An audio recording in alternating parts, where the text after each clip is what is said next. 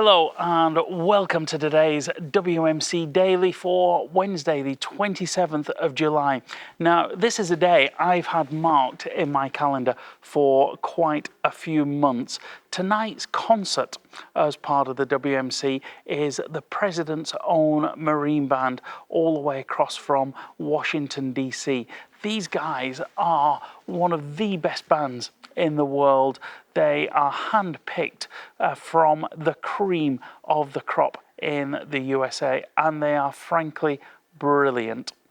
We took some time yesterday to speak with their inspirational conductor, Colonel Jason Fettig, and he was so generous with his time. Here's what he had to say with us. Well, we're here with a very special guest here at WMC 2022. Colonel Jason Fettig has joined us. He's the principal conductor of the US own Marines Band, the President's own Marines Band. Jason, first of all, thank you for taking the time to join us. I know you've got a busy schedule over here, Prague to Innsbruck to Kakrada, and you fit us in. Thank you very much. It's our honor to be here, and I'm so happy to have a chance to talk with you today. Excellent. So you started off your tour over here at WMC Conference in Prague, and then to the fantastic Exterior Square in Innsbruck, where I had the pleasure of playing a few years ago, and then into Kakrada. How's the tour been? The tour has been amazing. When we have a chance to come to places for the first time, it's such an amazing experience, not only for the ensemble and to be able to perform for people in these countries, but for the individuals too. I've had such an amazing time just exploring these cities. I mean, Prague is one of the great cities in the world. It's just beautiful. The history, the culture, the fact that music permeates every aspect of that city and that country is wonderful to see and to feel. And so to be able to explore the culture and meet the people as well as to perform has been a dream come true. We've had such a marvelous time. Innsbruck, same thing, just one of the great Austrian cities, just to be tucked into the Alps. And these performances we've had have been in very unique venues. I mean, to perform at the Joffin Palace, in this ballroom that has hosted great musicians of the 19th century, and then to play at the St. Vitus Cathedral, which we did with the Prague Castle Guard and Czech Police Band. Nice. And then on to Innsbruck in that amazing courtyard in the palace. It's safe to say we have never played in these kinds of venues ever in the history of the Marine Band. Yeah. So going back to your homeland, tell us a little bit about what the official role of the President's Own Marine Band is. The Marine Band's mission has evolved based on our history. We were formed by an act of Congress in 1798, so we're the oldest American classical music ensemble in the country. Predates every orchestra that we have, every band. And we've been continuously active since that time. We were formed originally as a fife and drum corps, as a military ensemble. We are the premier band of the United States Marine Corps, and that still is very much a huge part of our mission, to represent the Marine Corps in ceremonies, official Marine Corps functions. But this connection with the president happened when we moved to Washington in the summer of 1800 with President John Adams and Mrs. Adams. At that time, we were just a local military band that was there in Washington. And then we were invited to the White House in 1801 by Thomas Jefferson. We believe it was for the 4th of July. Yeah. And from that moment on, we became the President's Own. And so then we started to have this three-part mission as the military band that was there at the time, as the flagship band for the Marine Corps, to recruit, to tell the Marine Corps story, to be the President's band and be at his beck and call whenever music was needed at the White House. And then what we've emerged as in the modern day history is as a world famous symphonic concert band as well, and being able to do things like we're doing here at the WMC. Yeah, and though you represent the President and the White House, where is your base in Washington? Our base is the historic Marine Barracks, Washington, which is on 8th and I Streets in Southeast Washington. Fantastic. This was a barracks that was founded by Thomas Jefferson and our commandant at the time, William Ward Burroughs. And the reason it was based there is because it is about a half a mile from the White House. So the original purpose of that barracks was to have the Marines close enough to the White House that they could march and protect the White House should it come under attack, as it did several times in our history. Yes, yes. So we are very close. It takes us about 8 minutes to drive to the White House for all of our many commitments there each year. Okay. Your history with this band, tell us a little bit about that. I came to the Marine Band kind of by accident. You know, of course I knew about the world famous, the President's Own, United States Marine Band, but I never thought that I would be qualified to play in this organization. I was in college, I was getting an education degree, and my performance degree, I was a clarinetist. Yes. And I, by accident, found an advertisement for an opening in the clarinet section of the President's Own. And basically on a whim, I decided to go down to Washington to take that audition. I almost didn't go because I felt like I would embarrass myself. No. But at the last moment, I chose to go, and I went through the audition process and with no expectations, and I won that audition. And Incredible. so right about the time I was graduating school, I had an opportunity to come and start my career as a professional clarinetist in the Marine Band. I had some aspirations to conduct, but never would have imagined it would be with the Marine Band. Yeah. And 3 years into my career, one of our conductors retired, and they decided to hold an open audition for anybody in the band who wanted to audition to be a director. And I rather brazenly decided to audition. I had never conducted a professional ensemble in my life. I see a pattern emoji. Yes, the pattern is luck, and the pattern is just taking opportunities when they presented themselves and just hoping for the best. Yeah. I don't know why they chose me at that time to conduct. I think the director at the time, who's now a very good friend, Colonel Timothy Foley, I think he saw some potential there. I certainly was far from a finished product. But what's beautiful about the Marine Band is that we have a continuum of leadership. So I was chosen as a second assistant director. I had a chance to learn about being a leader, learn about being a conductor. I had the best band in the world to practice with. Yes. And then by the time I became the first assistant and then on to the director in 2014, I had a lot of experience with this organization under my belt, and I felt a lot more confident that I was where I belonged. Yeah. It's an incredible history. And do you ever look back and think where you would be now if you hadn't taken up that audition? Every single day. No, I tell students this and aspiring musicians, I tell them that you can plan all you want and prepare for your career. Your goal, your job is to be as prepared as you can be for those opportunities when they come, but those opportunities can take you in places that you never would have imagined.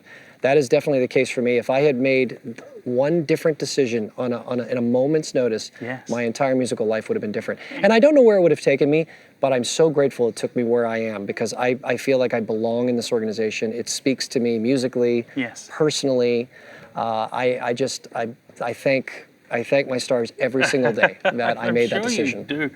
Now, you was telling me beforehand, Jason, that typical military band life in the US is about 30 years. Mm-hmm. So it's not like orchestras, it's not like other ensembles, that there is a lifespan Yes. to this. So you're on your journey now over here. The band that you have, how do you go about selecting this band in the first instant, and then how long is their typical stay within the Marine Band? Yeah, the selecting musicians is of course one of my most important responsibilities. Sure. Not only for the Marine Band now, but for the Marine Band 20, 30, 50, 60 years from now. And we have to have people come to want to audition like I did so many years Yes. ago. And the best way we do that is just by being a wonderful ensemble that gets out and makes performances that shows people that there are tremendous opportunities for musical inspiration in this organization, not only as an artist, but also to serve your country. Yes. And Yes, to of do, course. I think, really important things to represent our nation, to bring nations together, which we are a huge part of that diplomatic, the diplomatic musicianship and using music as a diplomatic tool. So if we do our job by getting the Marine Band out there, by playing for people, by inspiring them, and they become inspired to then audition, that's our best advertising. And people will come and audition just like they do for major symphony orchestras. So Yes. we are looking for the very best musician we can find. The complication with military bands is that once they've passed the musical audition, they also have to be the right fit Of course. for the military culture. Yes. They have to appreciate symbolically what we do. They have to Yes. appreciate wearing a uniform and being in service to your country, appreciating the traditions and the history of the military and the Marine Corps. So we actually have a comprehensive process to interview all of our finalists and to make sure that they're physically qualified, they can get a security clearance because we do work right by the president, and that they really want to be in this environment in addition to their musical skill. We're so lucky actually that the vast majority of people who are musically qualified to come serve at the band also are a great fit for this organization because they set the culture, they set what is special about the band beyond the notes and the music. And the vast majority of those people can serve a long, successful career. And so we have people that will come in, like me, right out of school. We have other people who will be in the workforce. They'll play in an orchestra or teach for a while, and then they'll audition and come in their late 20s, early 30s. And many of them will serve for at least 25, 26 years, many of them 30 years, and have a very successful career in the band. Yeah, and how many of your band will come from other military bands within the USA? It happens occasionally. We will have people who are already in the service who, some of them actually have aspired to be in the Marine Band, and they didn't quite make the grade earlier in their careers. They might have taken a couple of auditions with us and not one, so then they'll go serve in another band that they're ready for, and then they cut their teeth in that band, they get some experience, perform professionally, and then we'll re-audition and come. Yes.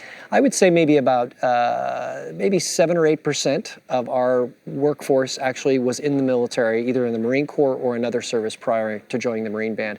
But the vast majority actually do come from the civilian sector. So their very first experience with the military is through their service in the Marine Band. We actually have a comprehensive training process that we put them through. While they don't do the traditional basic training that most other Marines do, when they come to Washington, they spend about 6 weeks without playing their instruments, without doing their job, and they are trained in all of the special things that exist about our daily life. The history and traditions of the Marine Corps, customs and courtesies, all of the Uniform Code of Military Justice that we all are subject to as Marines. Of course. And that gives them a great baseline to be ready to serve and understand what they're getting into beyond what they trained to do, which is to be a musician. Yeah. It's a great moral compass for life. I think so. Yeah. I didn't know that when I was 21, but now that I've served here for 25 years, it absolutely will stay with me for the rest of my life, the lessons I've learned here. I'm sure it will do. It sounds absolutely fascinating, the whole insight. So let's go back to Washington. Your weekly role, your monthly role, looking after the White House music requirements. Give us a flavour about what that involves, Jason. Well, the White House is one portion of our job. We are quite busy all the time, sometimes too busy, because we wear so many different hats.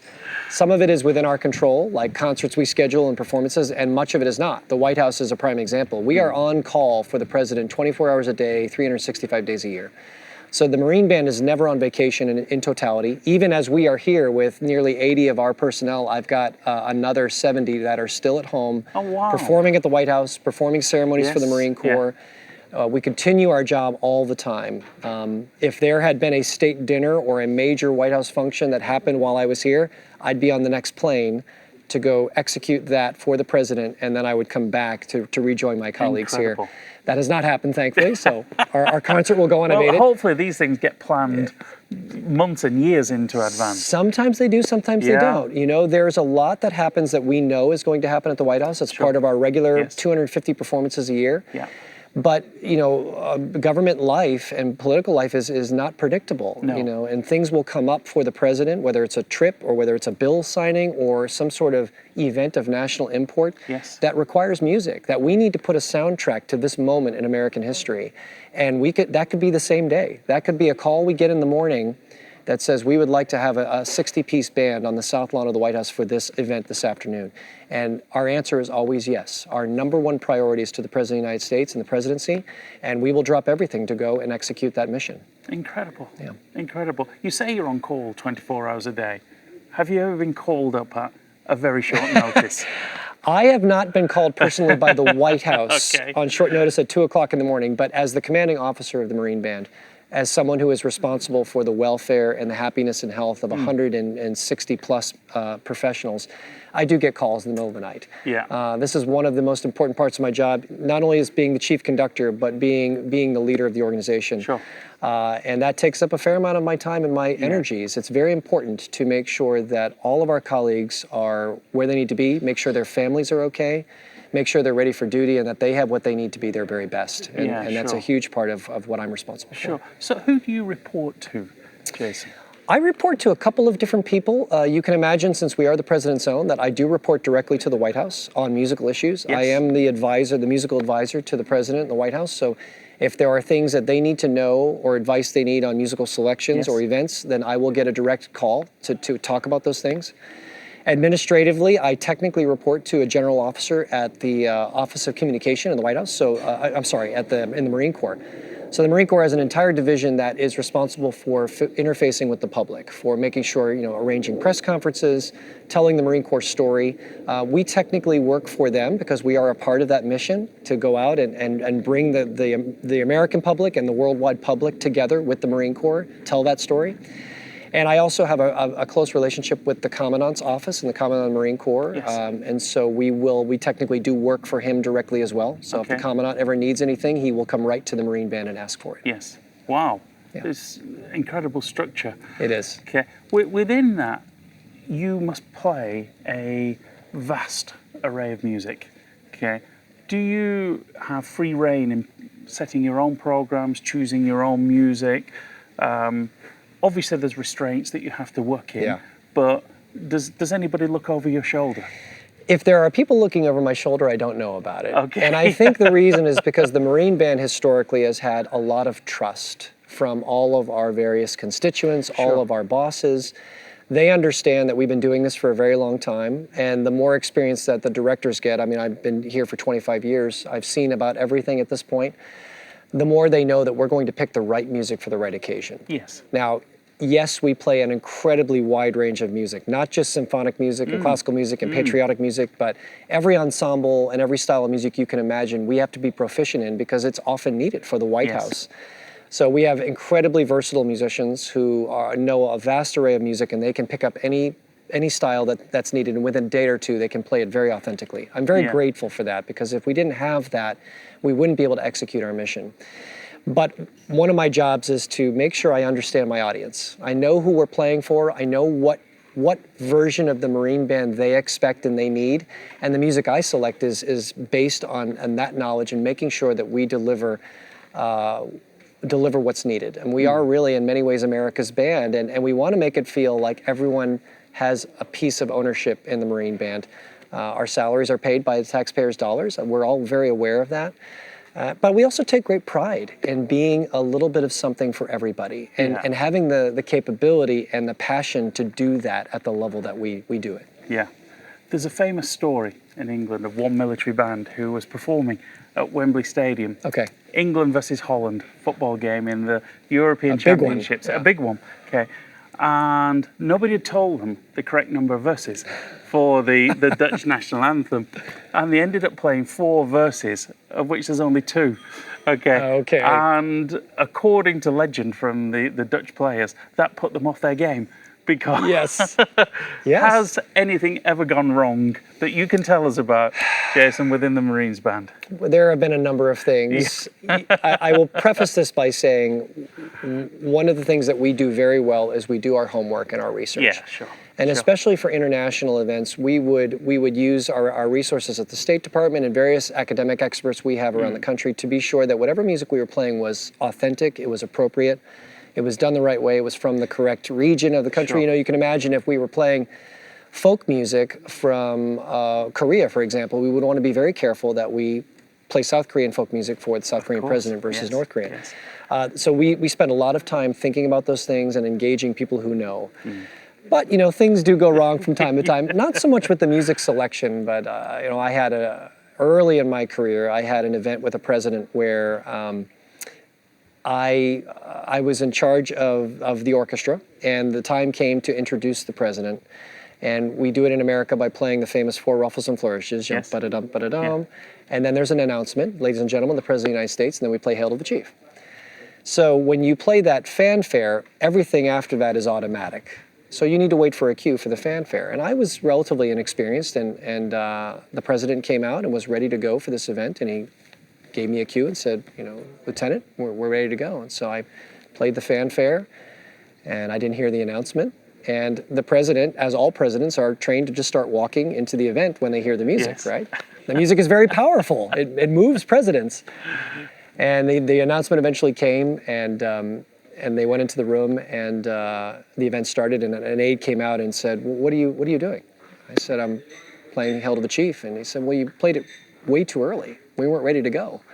So I had sent the president into the room a couple of minutes early on national TV. Okay. And I felt very badly about that.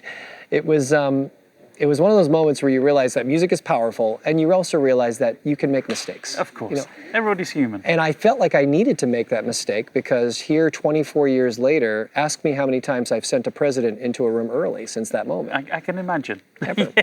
And I have been cued by presidents to send them in before it was time. And I've had to say, Mr. President, we're not ready to go just yet. Just hold on. But it was that mistake that helped me to be a better professional. So yeah, music sometimes can cause problems as much as it solves. Of course it can. Yeah. You've served a number of presidents from Bill Clinton through to President Biden, the current incumbent.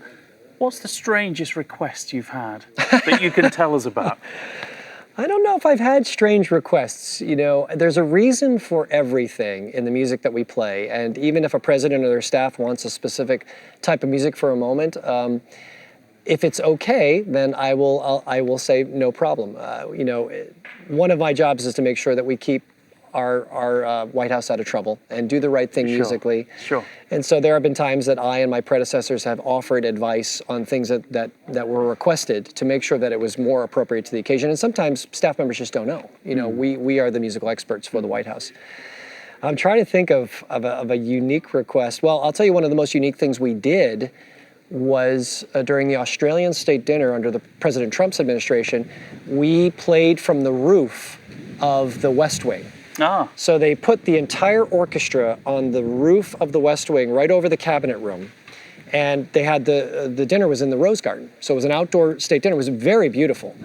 But when we were on the roof of the West Wing, they were concerned because the roof of the West Wing had been made by old railroad ties. And they weren't sure it could support the weight of the orchestra. Okay. So we had to limit our rehearsal time on the roof so that we wouldn't fall into the cabinet room, which would have been very bad. But the whole time we were playing the state dinner, I felt like I could feel the architect of the White House being very nervous that something was going to go wrong. Because it was never designed to hold a Marine orchestra during a state dinner. No, it certainly wasn't. But I remember conducting the orchestra, and I'm peering over into the Rose Garden, and I could have just fallen into the middle of the Rose Garden in the middle of that event. Yeah. It was exciting. It was very special, and it was one of those memories that you'll never forget. Yes, I'm sure. What do you think musically the Marine Band still has to achieve?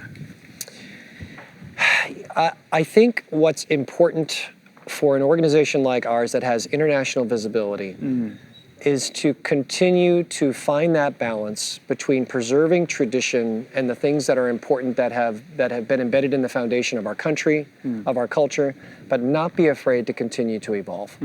It's very difficult to keep one foot in each. I mean, look at my uniform. This uniform has not been redesigned for more than 100 years. And there's something very beautiful about it. You know, I walk around and people want to take pictures of it, and it's very ornate and special. But that doesn't mean that the Marine Band is still the Marine Band it was 100 years ago.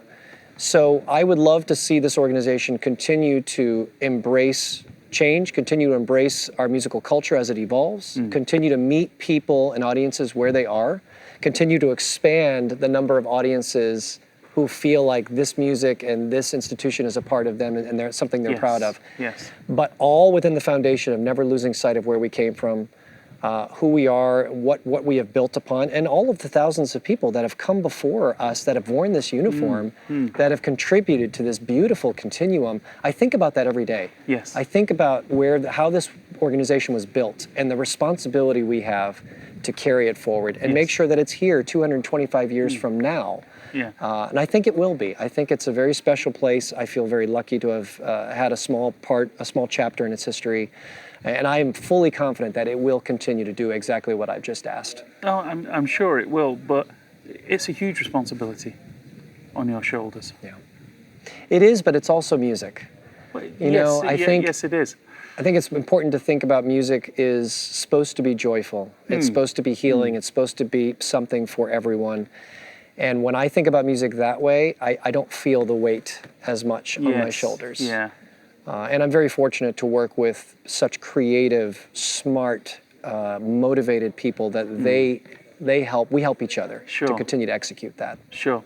Last week we spoke with Johan de Meij, a great friend of ours, and I know that this week you had the premiere of his painted bird piece, his cry against fascism, as he terms it. Is working with people like Johan the Mai important for the marine band because they bring such a new colour to music that it helps you evolve in your process. It makes you accessible to new audiences, and it shows that you're not set in an institution. Yes, what music is it is alive. Yes. It is constantly in a state of evolution, and the way that you tap into that is by collaboration with artists. One of the things we have done very well in the modern history of the Marine Band is to find those collaborations, whether it be with soloists or guest conductors, other artists, poets, writers, journalists, and especially composers. So the opportunity to work with living composers, to have new music written for our ensemble or to play music that's been written for other ensembles, to have those composers present, to create and bring this to life together, to even conduct it in the case of Johan, I think it's very special. And music never feels more alive than when you're creating it in real time together. And collaborating on something, you know, in this piece, which is very important, something that's very personal. When our composers bring something to their music that is very personal, the musicians feel that too. And it brings it off the page in ways that doesn't always happen when you don't have that information, when you don't have that connection.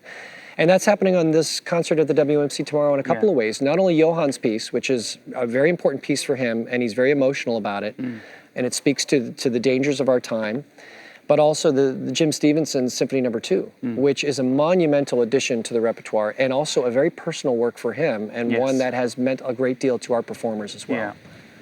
We're really looking forward to tomorrow's concert. It's sold out, I which heard. is fantastic. It's wonderful. So there isn't a ticket to be had. We're going to really enjoy it. I just want to touch on something before we leave because I met the four-legged friend of your band today. The explosive dog who unfortunately has to travel with you. A sad indictment of our times, but a necessary evil, I suppose. Yes, this is something that we've done as a matter of course, really post 9/11. I mean, 9/11 changed all of us around the world. And we realized that one of our primary responsibilities is to make sure that we keep our audiences safe, we keep our Marines safe, we keep the institution safe, and you know, we don't go too far with that, but we go far enough to be sure that we're doing our due diligence. And even when we visit other countries, you know, I don't feel unsafe here in Kakrada or anywhere we've been, but we do want to err on the side of caution. Absolutely. And it is unfortunate, but it can also be behind the scenes. It's not something that we need to bring out in public. It's something that we can do just as an added measure of safety so that we can be free and be open to share music with people without those restrictions and without that screen and that scream of fear or concern. That's what I worry about the most, is I don't want it to overtake the strength that we can all exhibit together when we make music together. Exactly. Well, he's a beautiful dog. He is a beautiful dog. He's very friendly as well. I had a little obviously stroke very and a good little at his job. Yes. Fantastic. Well, Jason, thank you very much for joining us today. It's been a real pleasure to spend some time in your company. You as well. We are going to enjoy tomorrow night's concert and the best of luck with your future career. Thank you. We're so looking forward to it, and I'm so happy to be here in the Netherlands. This is wonderful. Our huge thanks to Jason Fetig for joining us. What a gentleman, and so generous with his time as well. This concert has been sold out for months, so the only place to watch this tonight is on live.wmc.nl, and you will not want to miss this. It's one of the highlights of the WMC, and it will be just terrific. Björn Bus, the General Artistic Manager of the WMC, has been a regular contributor to this show, making a weekly appearance. Well, in this final week of WMC, that is no exception. We caught up with Björn earlier on today at the Festival Park. Björn, welcome once again to WMC Daily, to your regular slot, which sadly this week is going to be the last one because we're now coming up to the finale weekend of WMC. Has it been a success? Yeah, I think so. I mean, we have still 5 days to go, of course. Yeah, I think it will. It absolutely. But I'm not in the position to tell if it was successful. I think the people, the audience, and all the people visiting the concerts, etc. If they tell us it is a success, then, well, hopefully it is. Yeah. Well, I think if we judge success based on the standard of competition music that we've had so far, plus secondly the huge spectrum of concerts and outdoor events and almost every genre of music being covered within this first 3 weeks of WMC, I'd say it's been a huge success. Yeah, we've seen a lot. We've seen a lot. It's very broad in repertoire, in styles. We had Monday the concert of Queer Beat, for example, really jazz, pop. Yeah. And tonight the US Marine Band, of course, the President's Own with really symphonic wind music. So which is going to be incredible. Yes, absolutely that incredible. will be a big highlight of yes, our I think concerts. so. Yeah. Well, we talked with Jason Fettig, their conductor, yesterday.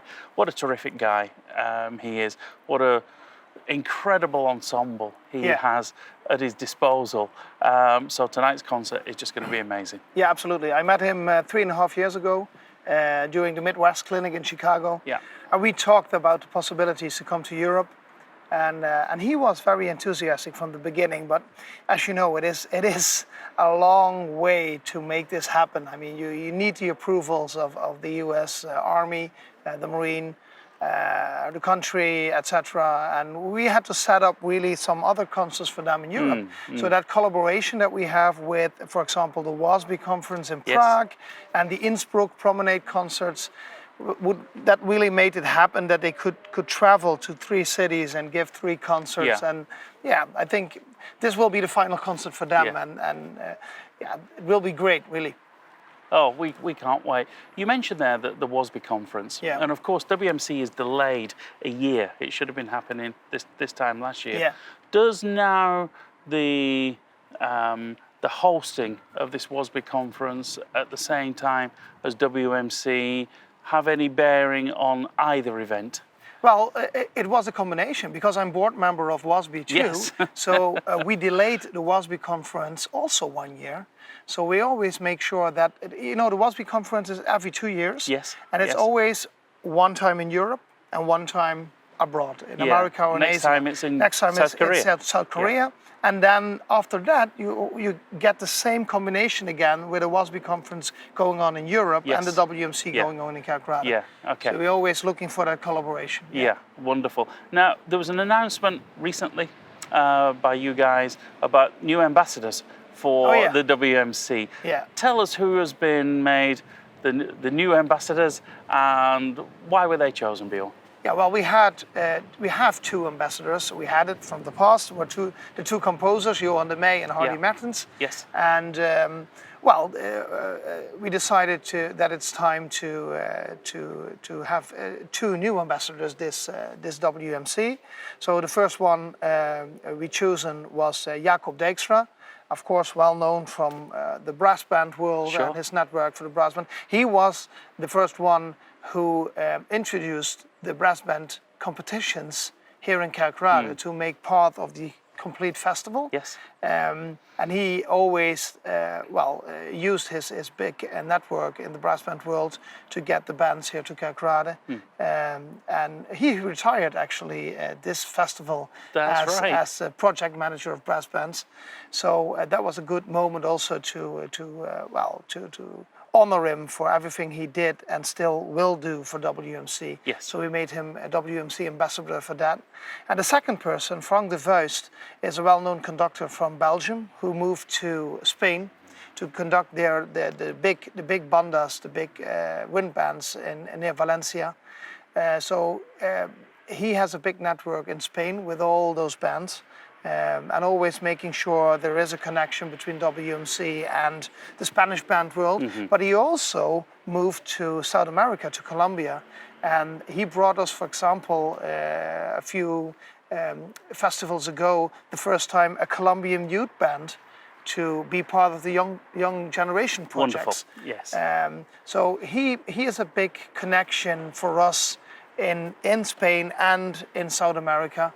and he will continue his work in getting WMC character everywhere around the world. Yeah. Fantastic. Is this the sole role of the ambassadors, just in their daily life to encourage and to spread the word of WMC That's around the the sole world? role, yeah, to really have a heart for this festival and yeah, spread the word what we're doing here and try to make connections, because that's the most important thing. No, absolutely. Yeah. Absolutely it is.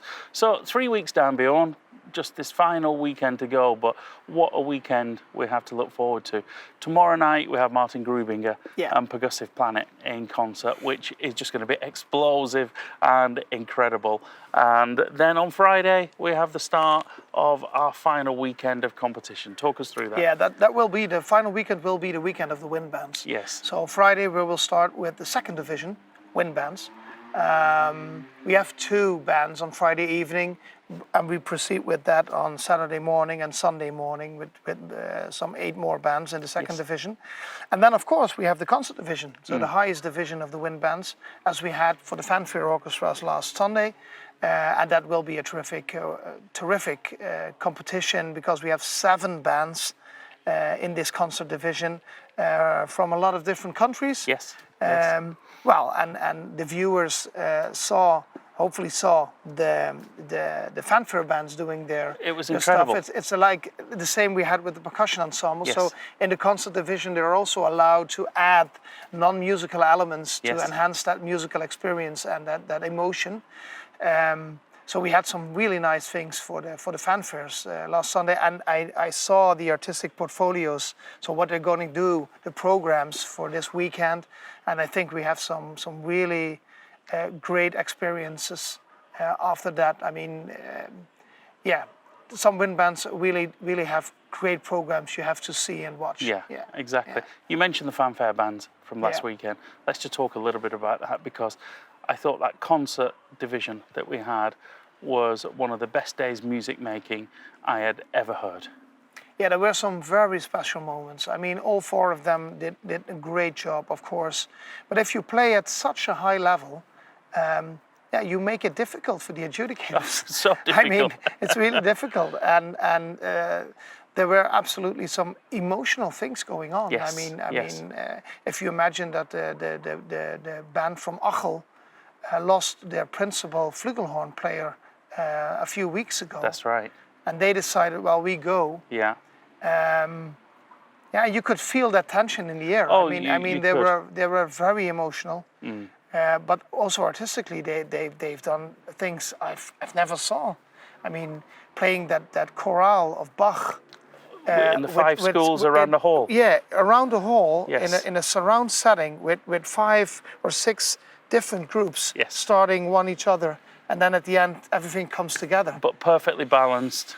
It was extremely It was incredible, wasn't it? Yeah, that was extremely Absolutely good experience. incredible. But also the saxophone ensemble, so the saxophone section of the fanfare band playing that Asphalt Cocktail by Mackie. was incredible. Yeah. But also the Gelders Fanfare Orchestra. I mean, with their light show, they had a light Yes. artist who That's built right.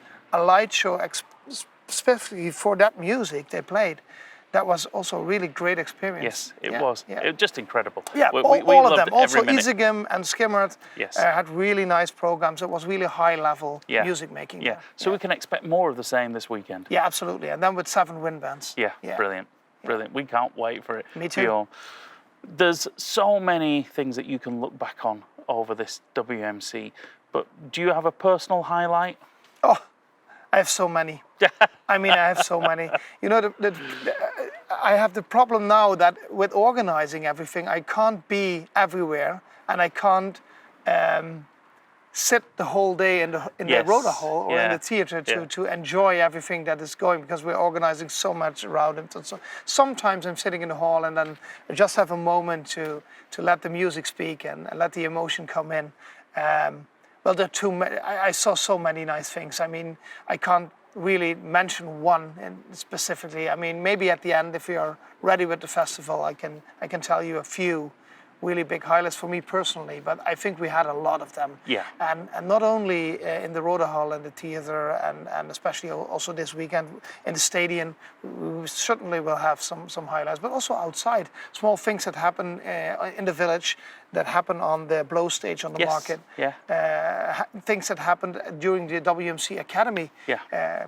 If you're talking about highlights, what the experience we had with Brass for Africa and Incredible. the World Youth Brass Band, Yes. but also with the 4 youth wind bands that came in and had their experiences.